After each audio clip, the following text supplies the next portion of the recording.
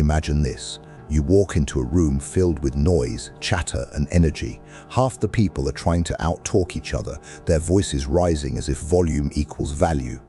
But then, in the corner, there's someone silent, watching, listening, saying almost nothing, yet somehow everyone feels their presence. This is the paradox we never talk about. Power doesn't always roar, it often whispers. The world is obsessed with extroverts. From childhood, we're told to speak up, be social, network.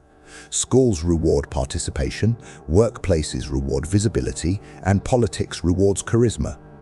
But beneath that cultural bias lies a truth Jung uncovered a century ago. Some people aren't wired to dominate the room, they're wired to master themselves. That wiring is not weakness, it's strategy. Introverts thrive where extroverts stumble in depth, focus, and subtlety. They don't compete for attention, they conserve it. They don't scatter their energy across dozens of connections, they invest deeply in a few. While the extrovert burns fuel in public, the introvert refuels in private. And in a world drowning in noise, the quiet mind becomes a weapon. Psychologists today confirm what Jung suspected: introverts process information more deeply. Brain scans show stronger activity in regions linked to planning, memory, and internal reflection. This is why introverts often appear slow to speak.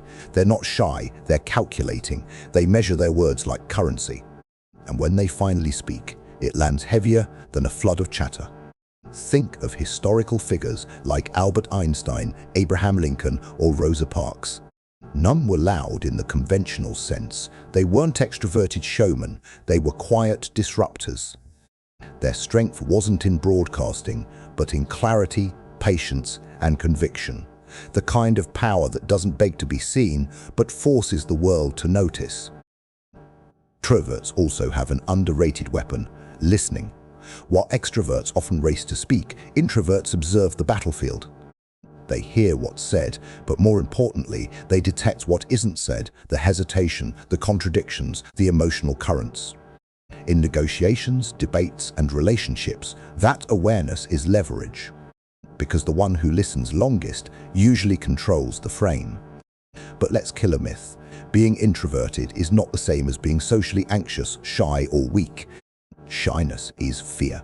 Introversion is preference. Anxiety avoids interaction. Introversion chooses it selectively. An introvert can deliver a speech to thousands, then retreat to solitude to recharge.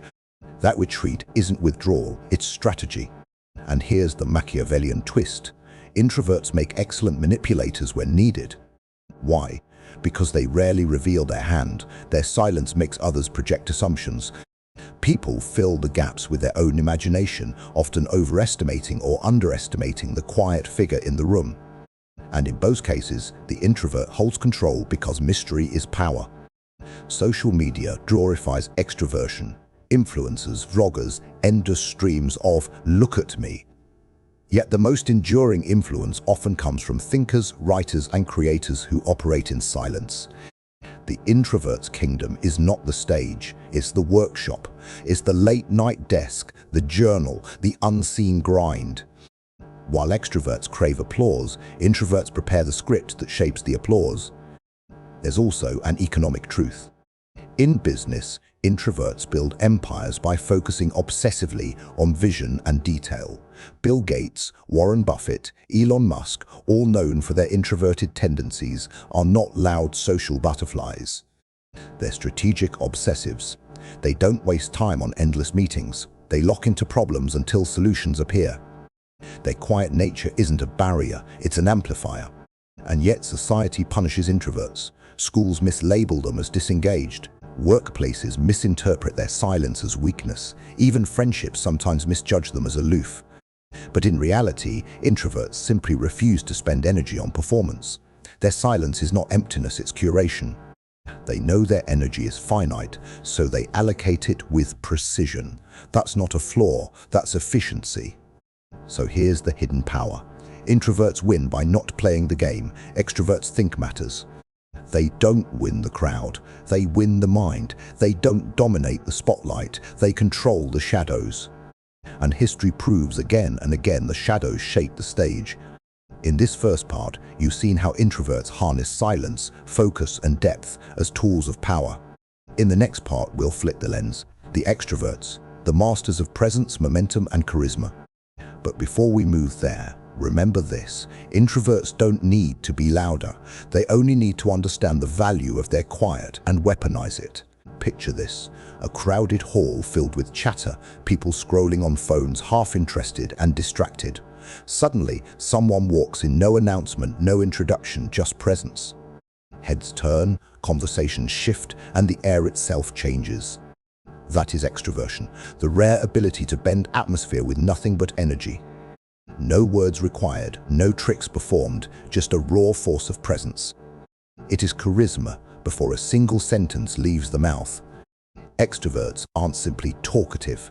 They are conductors of energy, broadcasting signals through rhythm, tone, and movement. Where introverts thrive in depth, extroverts thrive in breadth. They are wired to connect, explore, and pull threads between strangers. And in a world that rewards visibility above almost everything, this is leverage. Breadth creates momentum, momentum creates opportunity, and opportunity breeds power. Visibility is the crown currency of modern influence. Jung defined extroversion as orientation toward the outer world, toward people, noise, and shifting dynamics. Interaction fuels them, unpredictability charges them, and stimulation gives them life. An introvert may leave drained, but an extrovert leaves buzzing. They walk away like batteries freshly charged, crackling with energy after hours of interaction. What drains one type becomes food for the other. That difference is what makes their presence magnetic. But extroversion is more than appetite, it's also strategy. First impressions are their battlefield, and they tend to win them quickly. Research shows confidence and warmth outweigh technical skill when humans decide trust. The loud bird is assumed stronger than the quiet one, even if the quiet bird hides sharper claws. This bias is ancient, hardwired into survival instincts. Humans trust what they see before they trust what they think. History reveals extroverts who weaponize presence to monumental effect. Winston Churchill thundered through wartime speeches that lifted nations. Martin Luther King Jr. ignited hope through cadence and rhythm. Steve Jobs sold vision with just a stage and a screen. None relied on silence or mystery. Their power was broadcast. It burned bright, deliberate, and hypnotic in the spotlight. Their voices did not just inform, they commanded belief. Charisma is the crown jewel of extroversion, and it is more than words. It is the transmission of conviction, the synchronization of emotions with a crowd. Smiles ripple faster when they smile, and anger erupts louder when they raise their voice. Hope swells when they project certainty, and fear shrinks when they project calm. Their energy is contagious, binding individuals into collective momentum. That contagion creates loyalty, movement, even fanaticism. But charisma carries a Machiavellian edge. It can be weaponized. Crowds rarely follow logic. They follow the pulse of energy. Extroverts can sell ideas not because they are true, but because they are delivered with conviction. In politics, business, and relationships, certainty defeats truth. A confident lie, repeated with energy, often wins over a hesitant fact. This is the double-edged sword of extroverted power. Networks are another domain where extroverts dominate. They know more people, and more people know them, multiplying exposure and opportunity. Studies show they climb hierarchies faster, not always for competence, but for visibility. Average skill wrapped in confidence often outshines brilliance hidden in silence. In systems that reward attention, the spotlight becomes the gateway to advancement, and extroverts step into it naturally. Yet their gift is all. This is why many extroverts eventually face exhaustion. They forget energy must be managed, not endlessly expressed. Saying yes to every stage, every meeting, every spotlight spreads them thinner than they realize. The crowd that cheers today can turn indifferent tomorrow. Approval is a currency that inflates quickly, and extroverts must learn not to depend on it. Stability requires discipline. When disciplined, however, their potential is unmatched. They seize chances before others calculate, moving swiftly in uncertainty. Their confidence applies pressure in negotiations and anchors teams in leadership. In crises, their visible calm, whether genuine or masked, steadies the group. Presence becomes more than performance. It becomes protection. Their energy doesn't just inspire, it shields. Think of modern entrepreneurs who turn personality into empire. Richard Branson, Oprah Winfrey, Gary Vaynerchuk, extroverts who sold not just products but movements. Their faces became the brand, their energy, the magnet. They understand people don't buy items alone, they buy stories, momentum, connection. And extroverts weave those threads effortlessly, pulling entire markets around their voice. But here lies a danger. They often underestimate the silent ones. Introverts may seem passive, but silence often conceals calculation. Many charismatic leaders throughout history fell to the strategist in the shadows. Extroverts command the stage, but introverts design the script.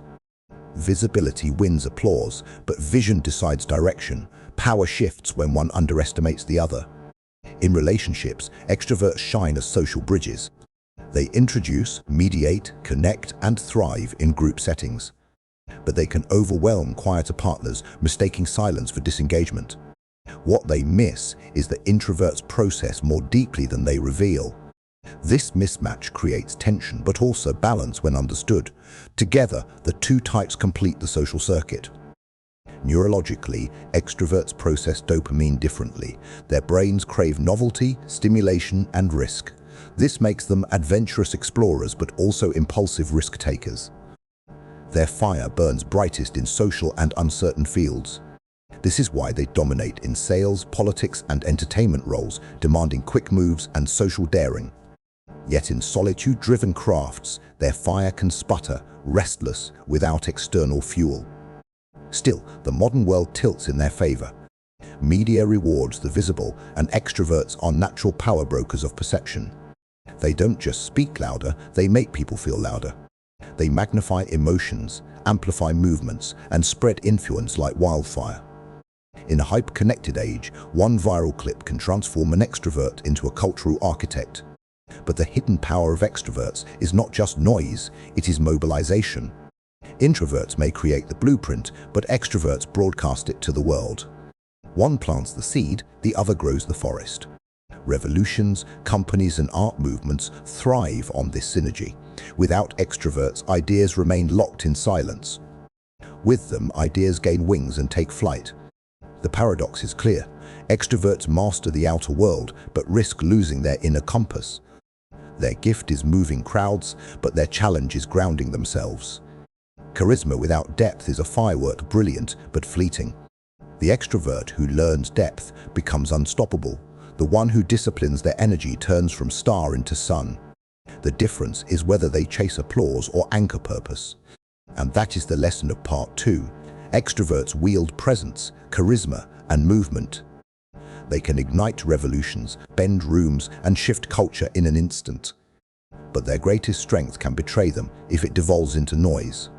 Visibility must be paired with clarity. Without it, brilliance becomes smoke.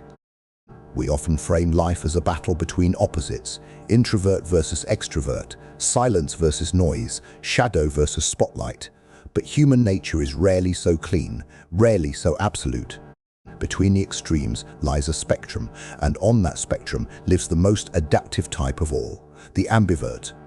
An ambivert is not half and half, nor a diluted mix of both.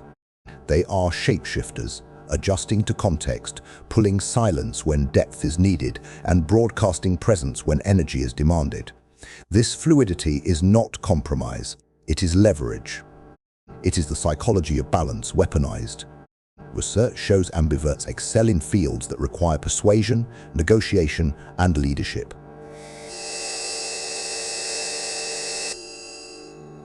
Unlike extroverts, they don't oversell. Unlike introverts, they don't undersell. They calibrate. They know when to push, when to pull, when to speak, and when to wait. That rhythm makes them unpredictable, and unpredictability is power. Think of a negotiation. The extrovert might dominate with energy, the introvert might analyze with patience. But the ambivert, they flow between both, overwhelming when needed, withdrawing when useful. They keep the opponent off balance, never sure what comes next. Sales psychology calls this the ambivert advantage.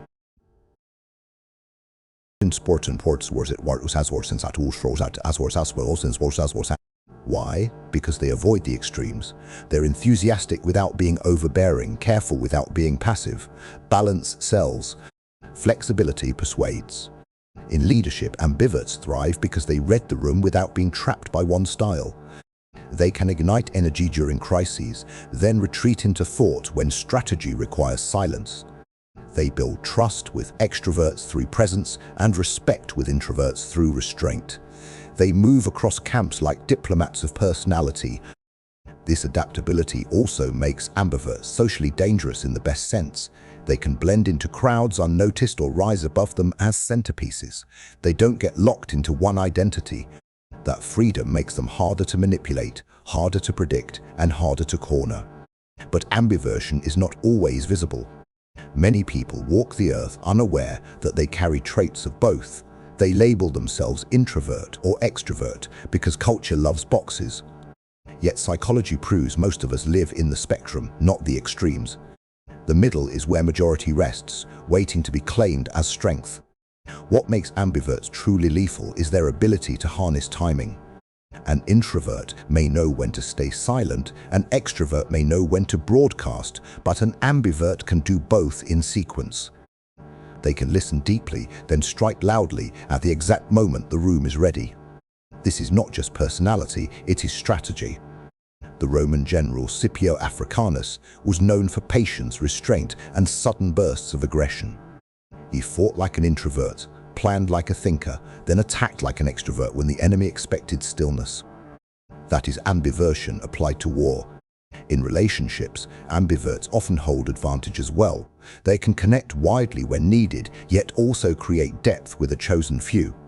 They don't drain from constant exposure, nor isolate in endless retreat. They flex, they match energy, they move between social fire and private stillness with ease. But with power comes danger. Ambiverts risk losing themselves in flexibility, becoming chameleons so skilled at adapting that they forget their core. If every room shapes you, who are you when no room is present? This is the ambivert's challenge: flexibility without losing foundation. The solution lies in identity. Ambiverts must anchor themselves in non-negotiable values. Depth when depth is required, energy when energy is needed, but always aligned to a central mission. Without this anchor, balance collapse. Consider modern figures like Barack Obama. In private, reflective and measured, listening like an introvert. In public, commanding stages with rhythm and presence, igniting crowds like an extrovert. This duality made him effective, persuasive, difficult to box. He carried the ambivert edge. Or take Elon Musk. Awkward in small talk, introverted in obsession, yet able to sell visions to millions when needed. He flexes between depth and broadcast, calculation and charisma. Not flawless, but powerful precisely because he can cross boundaries. Even in daily life, ambiversion shows its advantage. In careers, ambiverts can shift between collaboration and solitude. In friendships, they can adapt to both party nights and quiet talks. In crises, they know when to lead loudly and when to stabilize silently. It is balance applied to survival. From a psychological lens, ambiverts regulate stimulation more effectively. Introverts get overstimulated easily, extroverts get understimulated. Ambiverts hover in the middle, able to endure noise longer than introverts, yet handle stillness better than extroverts. This resilience makes them more versatile under stress. And versatility is the currency of power. In a world of shifting dynamics, the rigid break while the flexible adapt. The ambivert bends, pivots, and survives where others crack. Adaptation isn't just survival, it is domination over time. The Machiavellian insight here is clear. The one who can play both roles rules both arenas. People expect consistency, but power lies in surprise. The ambivert strikes as quiet thinker one moment, commanding general the next. Predictability dies and influence thrives. But let's zoom out. Introverts teach us the value of silence, depth, and restraint. Extroverts teach us the power of energy, charisma, and movement. The ambivert doesn't erase them, they inherit both, applying each lesson when the field demands. It's not about being half of each, it's about being whole enough to hold both. It's about knowing when the world needs fire and when it needs water, when it needs words, and when it needs silence. That duality makes ambiversion a hidden superpower. Think of history's greatest leaders, artists, and revolutionaries. Rarely pure introvert, rarely pure extrovert, most carried traits of both. They wrote in solitude, then preached in public. They listened like monks, then spoke like prophets. They balanced. And balance doesn't mean middle. It means mastery of timing. Too much silence and the world forgets you. Too much noise and the world ignores you. But the perfect strike at the perfect time reverberates forever. So where does this leave us? If you lean introvert, your path is not to become louder, but to borrow extrovert fire when the moment requires. If you lean extrovert, your growth is not more noise, but to borrow introvert silence for clarity. The spectrum is not rivalry, it is training ground. The real hidden power is integration. To take the depths of introverts, the energy of extroverts, and merge them into fluid adaptability. That is the path from personality to sovereignty, from type to strategy, from bias to balance. Because in the end, life doesn't reward extremes consistently. The introvert may dominate in research but falter in politics. The extrovert may shine in charisma but stumble in solitude. The ambivert adapts, thrives across seasons, and survives shifts of fortune. Machiavelli once wrote that a ruler must be both fox and lion, cunning and strong, subtle and bold.